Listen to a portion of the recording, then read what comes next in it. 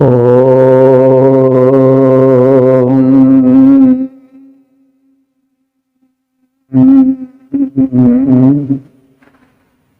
प्रेमियों, सभी श्रोताओं, संप्रति हम सब ऋग्वेद के प्रथम मंडल के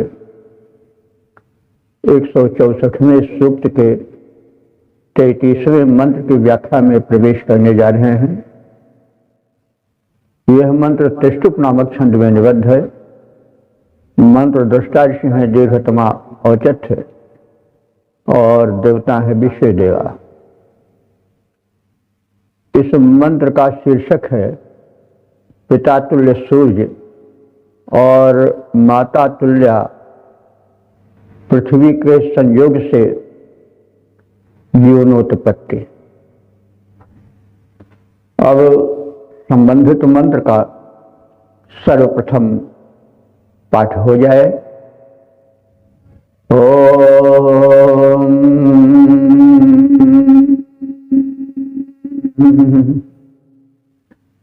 व्योर में पिता जनिता नाभिरत्र बंधुर्मे माता पृथिवी महीयम् उत्तानयोश्चमोर्योनिरन्तरत्र पिता दुहितुर्गर्भ माधात्।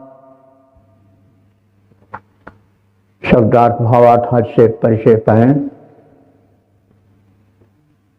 मैं जनिता द्योह, मैं माने मेरा, जनिता माने जन्म देने वाला पिता, द्योह द्विलोक है, अर्थात द्विलोक में स्थित सूर्य है। तो द्योह में जनिता द्विलोक में स्थित सूर्य ही मेरा जन्मदाता पिता है या पिता स्वरूप है, और वही बंधु स्वरूप भी है। अत्र नाभि वही सूर्य भुवनों का विविध लोकों के नाभि के रूप में स्थित है। नाभि माने केंद्र। यम मही पृथ्वी में माता।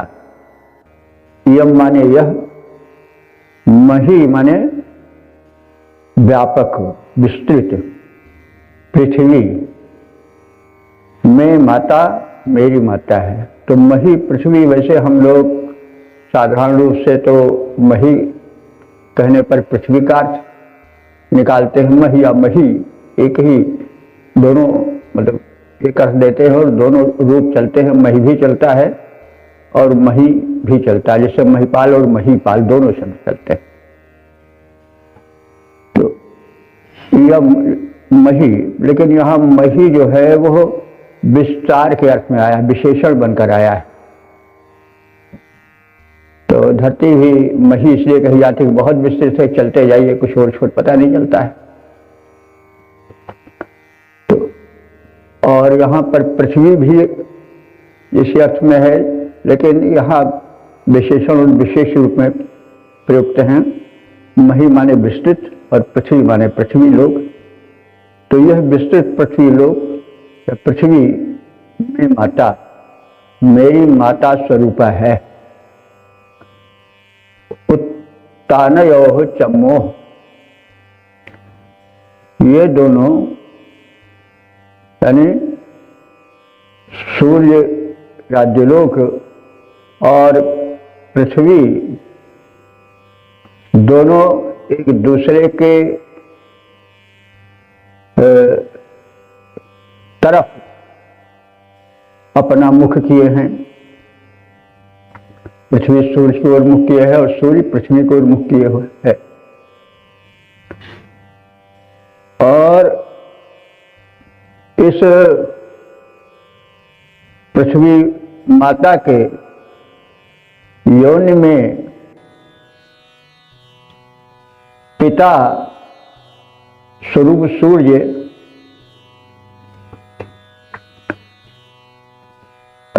गर्भम आधात, गर्भ धारण कराता है। मतलब सूर्य के कारण ही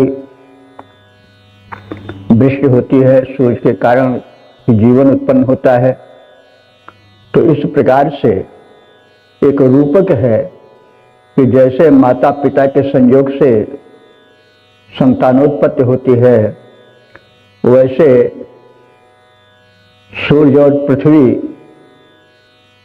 के संयोग से इस भूमि में जीवन है। तो इसको हम एक सपाट रूप में, भावार्थ रूप में जान लें। द्विलोक में स्थित सूर्य मेरे पिता हैं, या पिता तुल्य हैं, बंधु तुल्य हैं। वही सूर्य संसार के केंद्र में है अथवा भुवनों के केंद्र में है, क्योंकि केवल पृथ्वी को ही नहीं वो जीवन देते हैं, उसे ही नहीं प्रकाशित करते हैं, वरन समग्र सौर परिवार का वही पालन पोषण करते हैं। वही केंद्र में है सबके, वही महत्वपूर्ण है। यह विस्तृत भूमि हमारी मातृ स्वरूपा है। अथर्ववेद में भी कहा गया है, माता भूमि ही द्योर में पिता।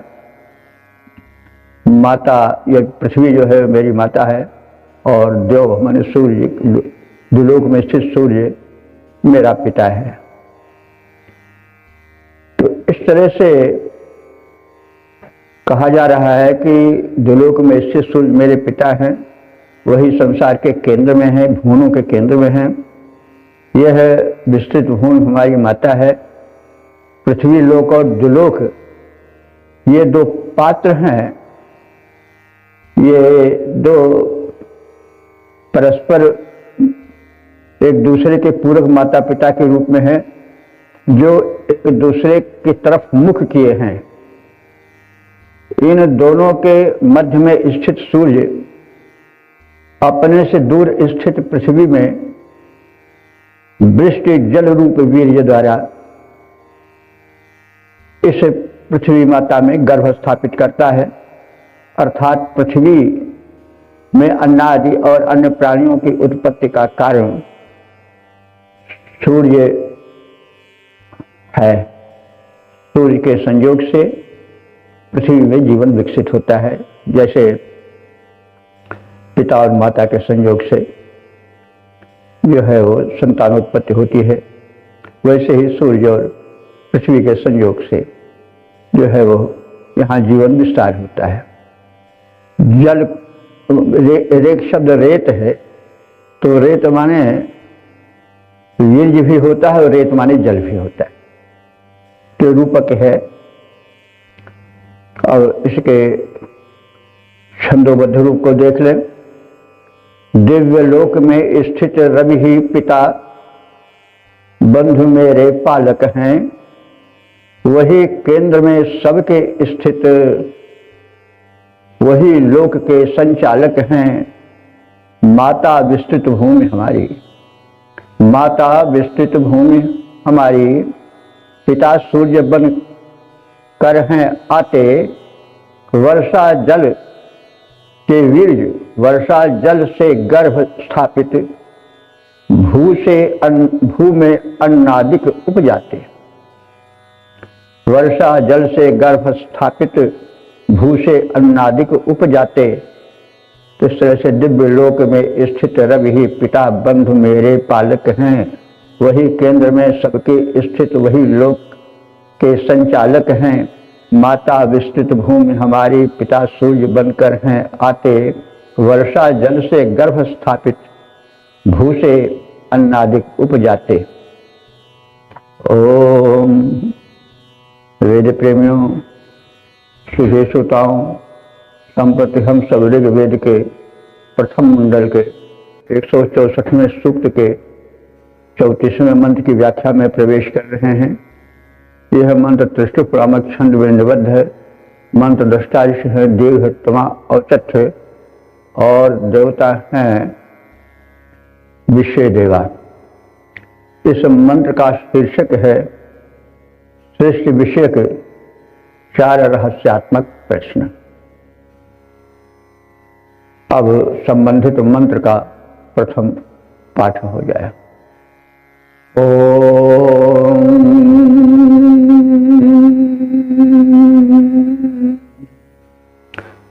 पृच्छामि त्वा परमन्तं पृथिव्याः पृच्छामि यत्र भुवनस्य नाभिः पृच्छामि त्वा विष्णुरो वश्वस्य रेतः पृच्छामि वाचः परमं व्योम। शब्दार्थ भावार्थ से परिचय पहन। इस मंत्र में 4 प्रश्न किए गए और उन प्रश्नों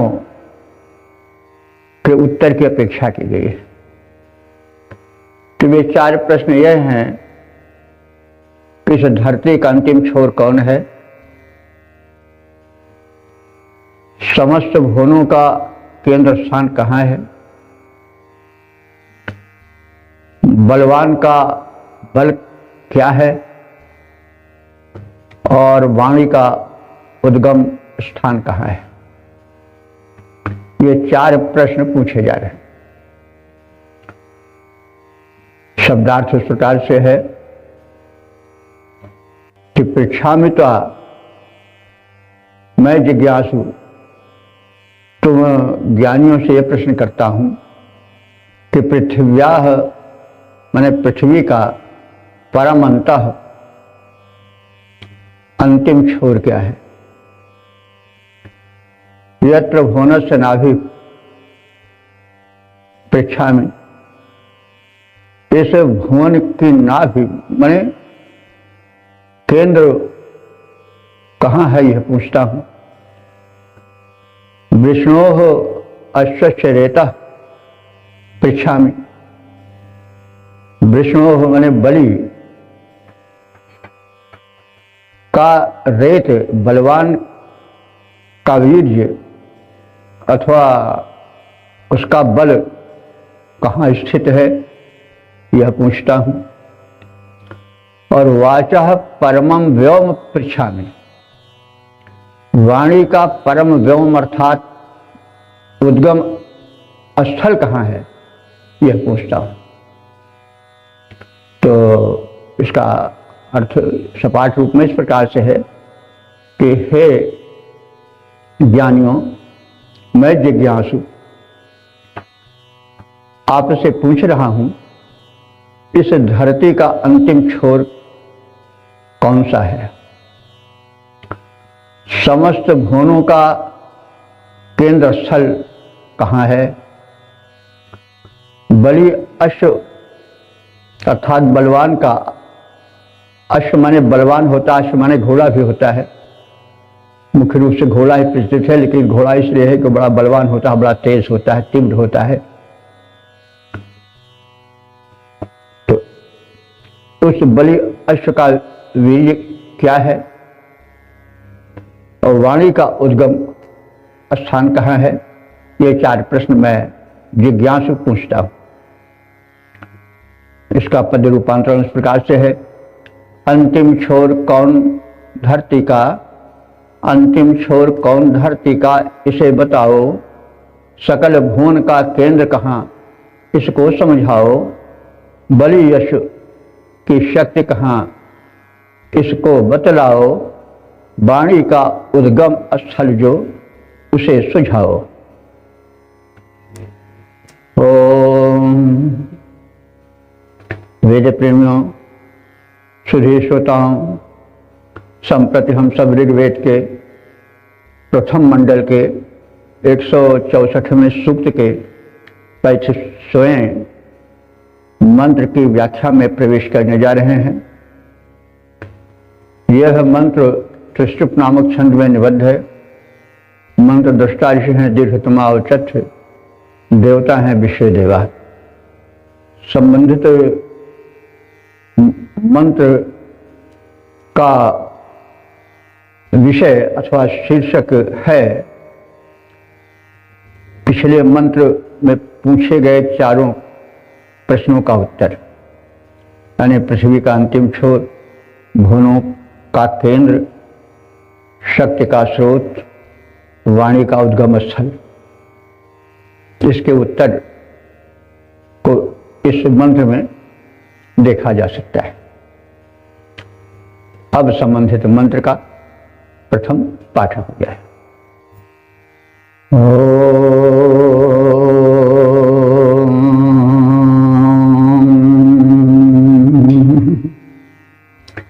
यं वेदिः परो अन्तः पृथिव्या अयं यज्ञो भुवनस्य नाभिः अयं सोमो विष्णु अश्वच्चरेतो ब्रह्मायं वाचः परमं व्योम। शब्दार्थ भावार्थ आदि से परिचय पाएं। पिछले मंत्र में 4 प्रश्न पूछे गए थे, तो उन्हीं चारों प्रश्नों का इस मंत्र में उत्तर है और याज्ञिक क्रिया की व्यापकता का संकेत है। तो यज्ञ ही से यह सब कुछ चल रहा है।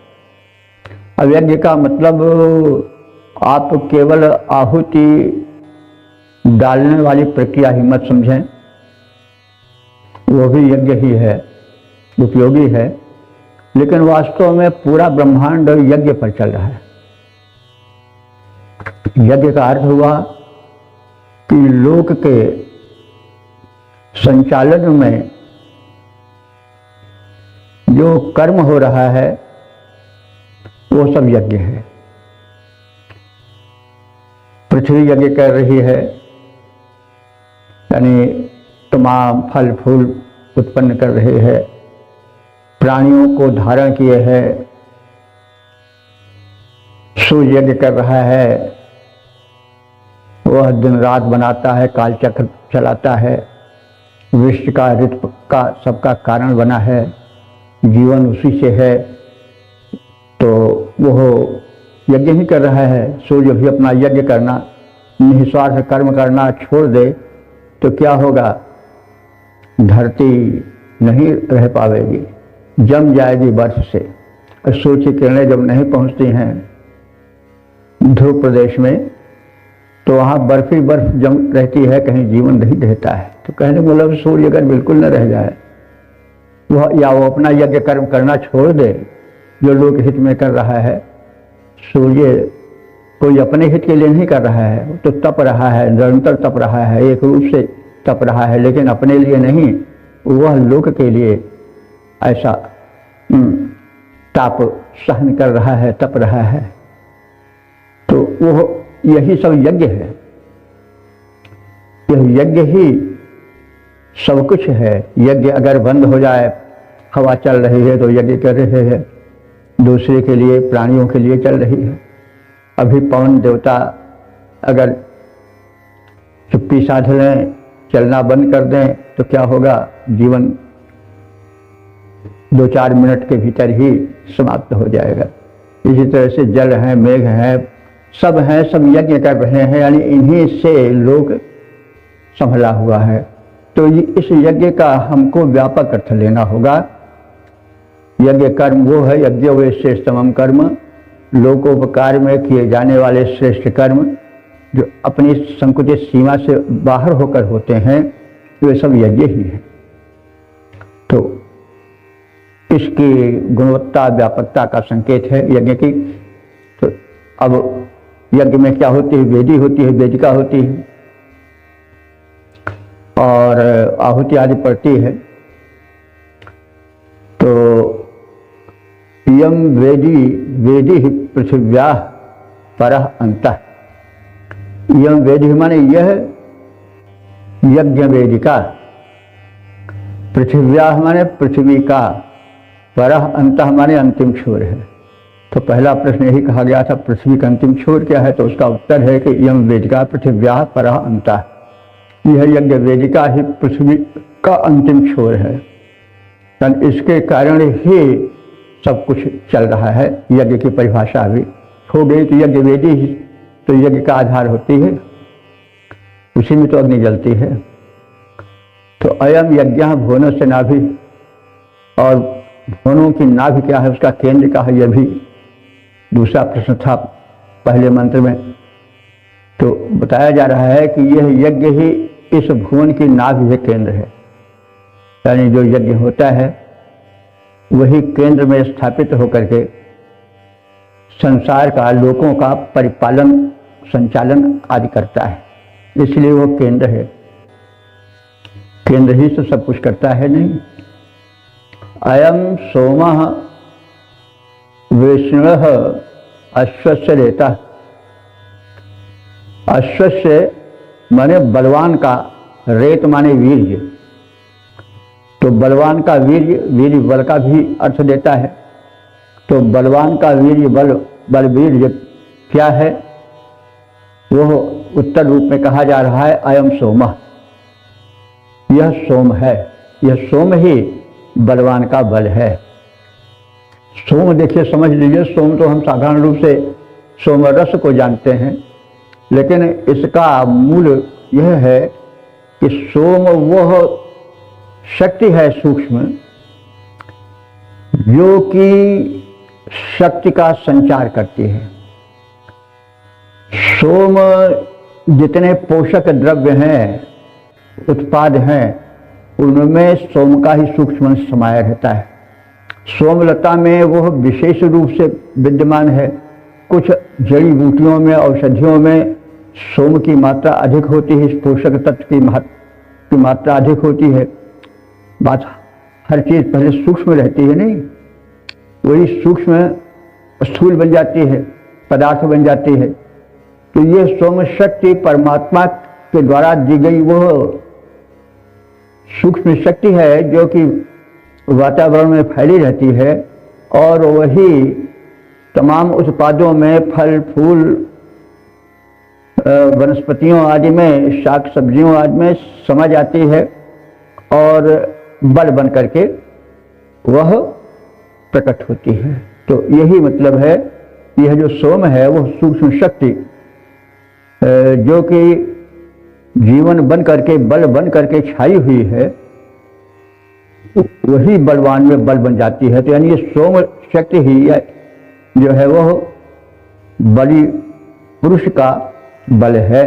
यानी यह सोम शक्ति जब तक रहती है, या जिस आहार में सोम शक्ति ज़्यादा है उससे बल ज़्यादा रहेगा, टिकाऊ रहेगा। मनुष्य रसायन आदि में कुछ ऐसी जड़ी बूटियाँ होती हैं कि उनमें बड़ी शक्ति होती है, ऊर्जा होती है, और ऊर्जा इसलिए होती है कि उसमें सोम शक्ति विशेष रूप से समाई रहती है। तो ये सोम शक्ति ही जो है बलवान का बल है। अयम ब्रह्मा वाचः परमं व्योम। यह ब्रह्मा की वाणी ही, यह ब्रह्मा की वाणी ही वाणी का उद्गम स्थल है। तो अब ब्रह्मा को हमको समझना पड़ेगा। यज्ञ में 4 पुरोधा या पुरोहित होते हैं। पहला वो जो होता है वो होता है। पहले पुरोधा होता है। होता ऋग्वेद के मंत्रों से देवताओं का आवाहन करता है। दूसरे पुरुष को जो नाम दिया गया है वो अध्वर्य दिया गया है। अध्वर्य यजुर्वेद के मंत्रों से दिव्य शक्तियों को जो यज्ञ भूमि पर बुलाई जाती हैं उनको आहुति देता है। तो अध्वर्य नाम का पुरोहित यजुर्वेद का ज्ञाता होता है, और वह जो आहूत देव शक्तियां हैं उन्हें हव्य द्रव्य प्रदान करता है। और जैसे मनोरंजन, भोजन पान स्वागत सत्कार के बाद मनोरंजन होता है तो वो सामवेद के मंत्रों द्वारा होता है। आगत का स्वागत होता है सामवेद के मंत्रों के द्वारा, और वो उद्गाता नाम का पुरोधा करता है। उद्गाता जो है वो सामवेद के मंत्र जब गाए जाते हैं तो उसका डायरेक्शन, उसका नियंत्रण होता उद्गाता नाम का पुरोधा करता है। और अंतिम जो पुरोधा होता है उसको ब्रह्मा कहते हैं। ब्रह्मा ऋग्वेद, ब्रह्मा जो है वो यूँ तो चारों वेदों का ज्ञाता होता है ऋग्वेद आदि का, लेकिन वह अथर्ववेद का विशेष ज्ञाता होता है। अथर्ववेद का वो अधिकारी ज्ञाता होता है। और ब्रह्मा जो है संपूर्ण याज्ञिक क्रिया के का निरीक्षण करता है और संचालन करता है और देखता है कि कहीं विघ्न तो नहीं है, कहीं निर्धारित यज्ञीय कार्यक्रम के अतिरिक्त कोई भूल तो नहीं हो रही है, कहीं कोई दुष्ट शक्तियां, अभिचारिक शक्तियां विघ्न तो नहीं डाल रही हैं। तो आदि बातों का वो सब निरीक्षण करता है, यानी वो यज्ञ का डायरेक्टर होता है, संचालक होता है, मुख्य निरीक्षक होता है। तो ब्रह्मा आज भी यज्ञों में जो कराए जाते हैं सुना जाता है। ये सब जो 3 अन्य पुरोहित हैं उनके नाम तो संभवतः सब न जानते होंगे, लेकिन जैसे कहा गया कि होता है अध्वर जो है उद्गाता है, लेकिन ब्रह्मा का नाम तो आज भी यज्ञों में सुनाई पड़ता है। तो ब्रह्मा जो है यज्ञ का निरीक्षक होता है, उसे का मतलब पूरा अनुशासन संचालन यज्ञ का करता है, उसका निरीक्षण करता है। तो अब इस चौथे प्रश्न का उत्तर है कि यह जो ब्रह्मा है वही वाणी का उद्गम स्थल है, यानी उसी की देख रेख में वेद वाणी का उच्चारण और गायन होता है। समस्त जो यज्ञीय कर्म होता है उसके ही निरीक्षण में होता है, यह कहने का मतलब है। तो चारों प्रश्नों के उत्तर इस प्रकार से हैं कि यह यज्ञ वेदिका ही पृथ्वी का अंतिम छोर है, यह यज्ञ ही संसार चक्र की धुरी है, यह सोमरस ही अश्व यानी बलवान पुरुष का वीर्य है, बल है, शक्ति का वर्धक है, और यह ब्रह्मा नामधारी ऋत्विक या पुरोधा ही यज्ञ का नियंता होने के कारण वह वेदवाणी के उचित होने का मूल कारण है। तो इस प्रकार से जो 34वें मंत्र में प्रश्न किए गए थे 4, उन्हीं चारों का उत्तर किया गया है, उत्तर दिया गया है इस मंत्र में।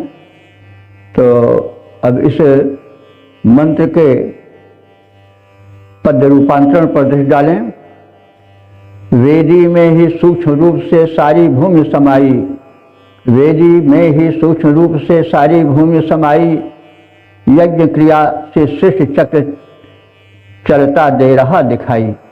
सोम सरस बलवान पुरुष में वीर्य बना आता है, सोम सुरस बलवान पुरुष में वीर्य बना आता है, ब्रह्मा ही वाणी का उद्गम स्थल बन जाता है। तो इस मंत्र में याज्ञिक क्रिया की व्यापकता का संकेत है। इसमें यह भी संकेत है कि 2 वस्तुओं के संयोग से तीसरी की उत्पत्ति यज्ञ क्रिया का परिणाम है। वह चाहे वर्षा जल से पृथ्वी के सेचन से शस्योत्पादन आदि हो, चाहे पुरुष के वीर्य सेचन से स्त्री में संतानोत्पत्ति की प्रक्रिया हो, चाहे सोम के रसायन पान से शरीर में पुष्प वीर्योत्पत्ति हो, ये सब भी संकेतित हैं इस मंत्र में। इस मंत्र में अपने से पूर्व के प्रश्नों का उत्तर निहित है। ओम मेरे प्रेमियों, सुधे श्रोताओं, संप्रति हम सब ऋग्वेद के प्रथम मंडल के 164वें सूक्त के 36वें मंत्र की व्याख्या में प्रवेश करने जा रहे हैं। यह मंत्र त्रिष्टुप नामक छंद में निबद्ध है। मंत्र दृष्टा ऋषि है, दीर्घ समावचत्य देवता है विश्व देवा। और इस मंत्र का जो शीर्षक है अथवा विषय है वह है सूर्य की किरणों में संचित उत्पादन शक्ति। अब संबंधित मंत्र का सर्वप्रथम पाठ हो जाए। ओम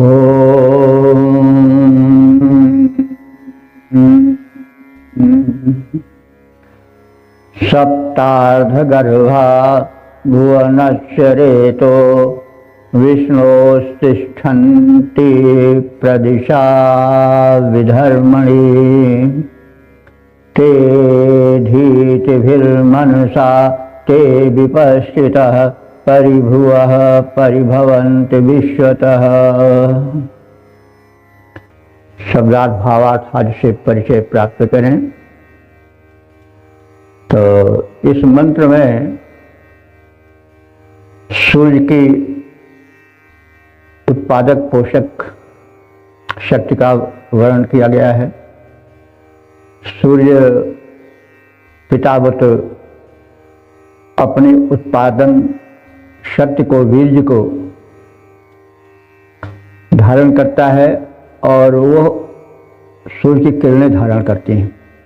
सूर्य में तो जल नहीं है, लेकिन सूर्य की किरणों में जल वाष्पित होकर बना रहता है।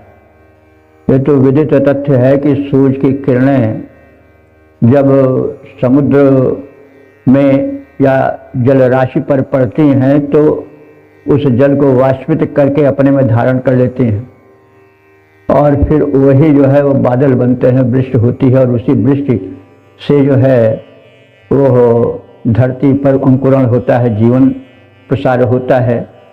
तो ये सब रूपक के रूप में कथित है। तो सूर्य की किरणें, उनकी महत्ता और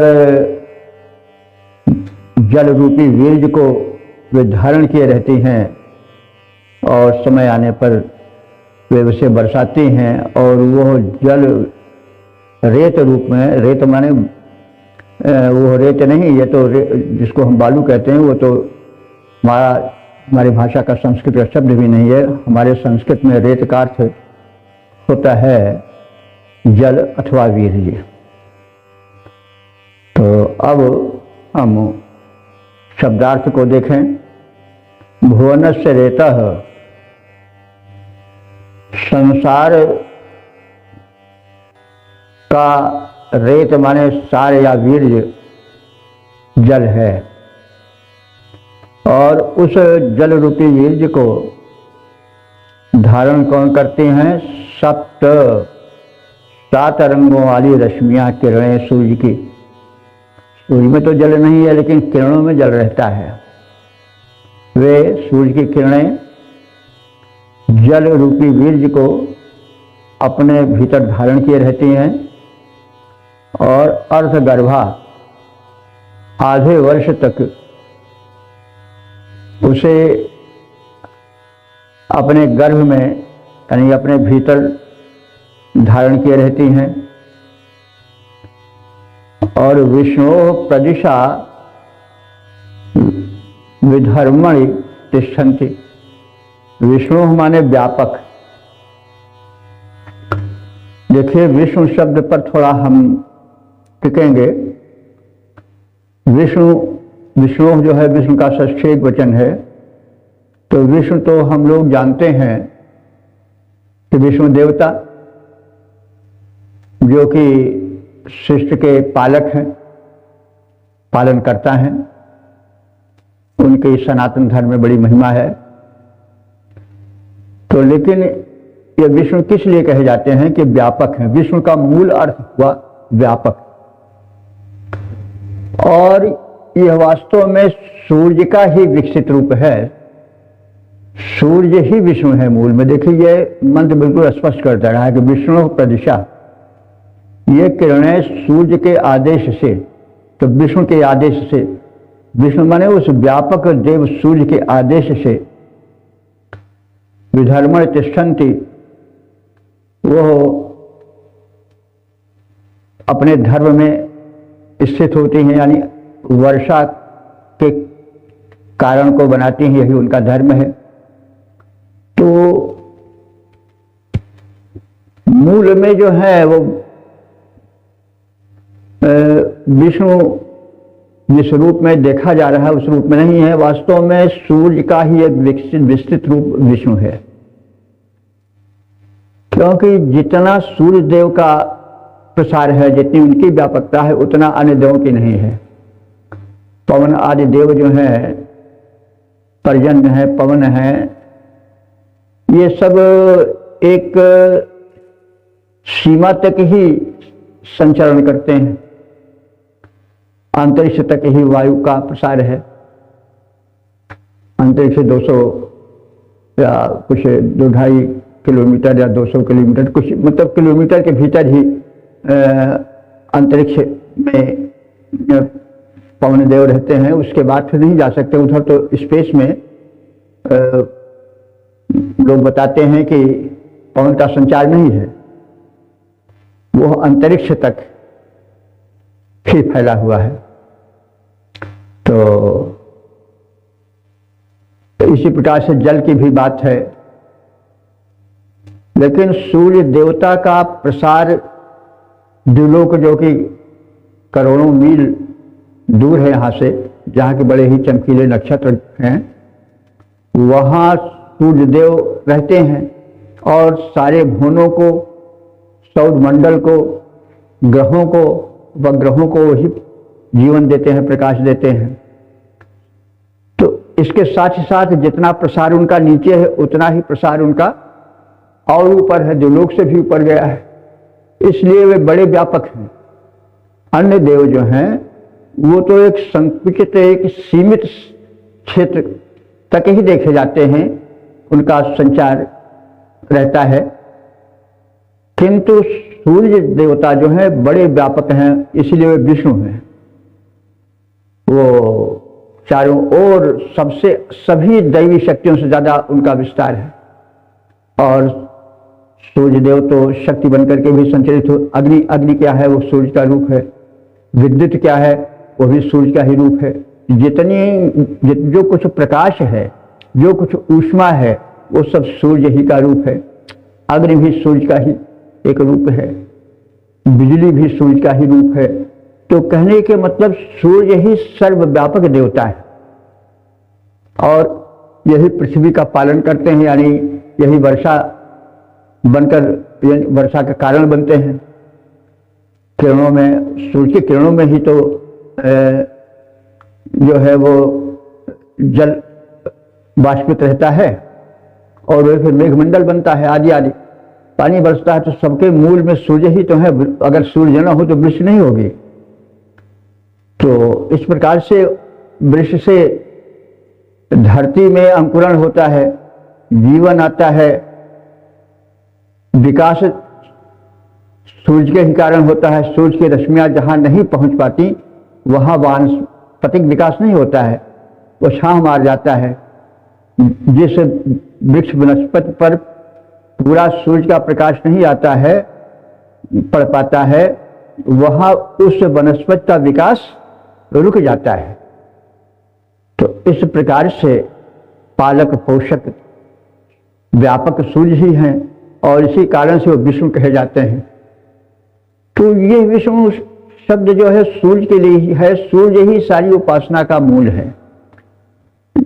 अन्य जितने भी धर्म हैं, और तमाम धर्म तो लुप्त हो गए हैं, जैसे जो मेसोपोटामिया में था, जो मिस्र में था, जो बेबीलोनियन सभ्यता में थे, तमाम और सभ्यताएं हुई, तो उन सब में भी सूर्य का ही श्रेष्ठ स्थान है।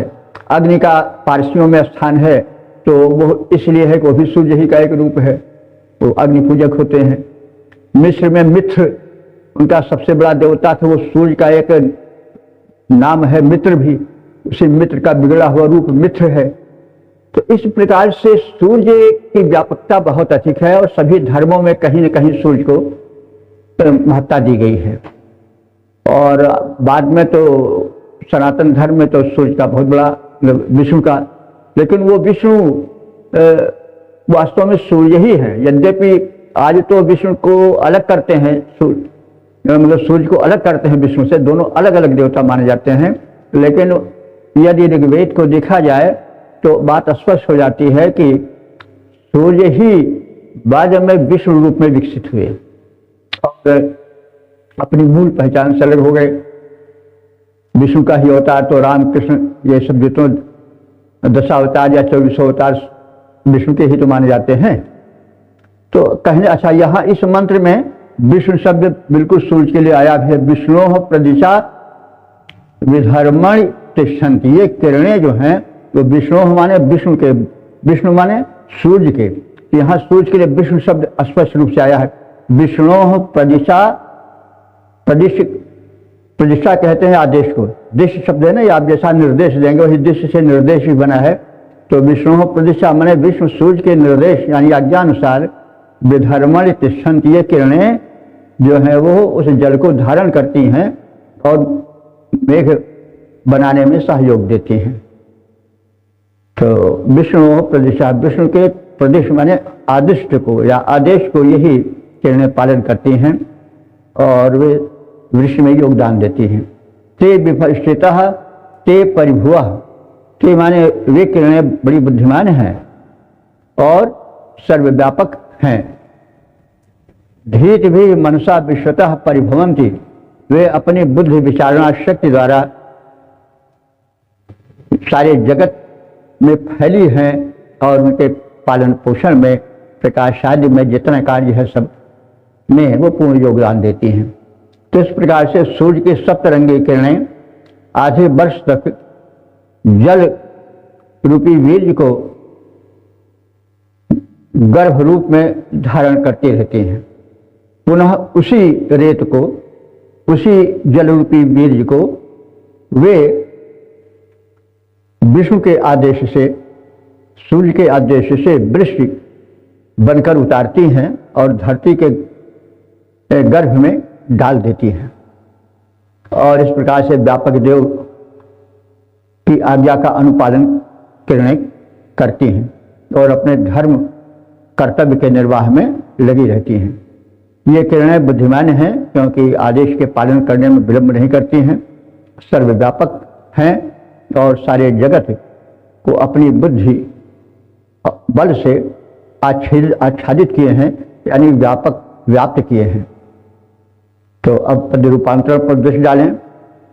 अर्ध वर्ष तक किरणें जल को गर्भ रूप में धारण करती, अर्ध वर्ष तक किरणें जल को गर्भ रूप में धारण करती, पुनः उसी को डाल भूमि में वीर्य सदृश उत्पादन करती, पुनः उसी को डाल भूमि में वीर्य सदृश उत्पादन करती। व्यापक देव सूर्य की आज्ञा का व्यापक अनुपालन करती। सकल जगत का ये किरणें इस भांति से हैं आच्छादन करते। ओम।